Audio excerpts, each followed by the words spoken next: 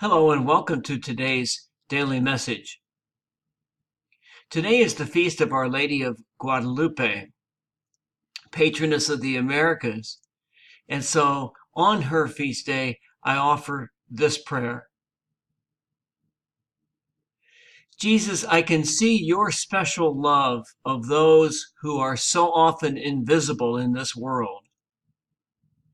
You sent your mother to give hope to the poor by appearing to Juan Diego. Open my heart to fill with compassion for those who are hungry and without dignity.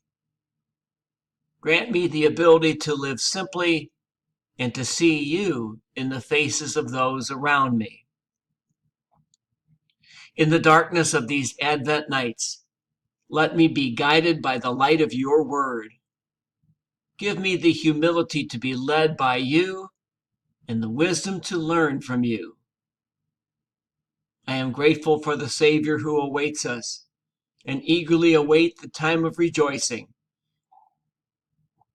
Let me look forward in hope and turn to you with great trust, knowing you will guide my steps along the unknown path of this day.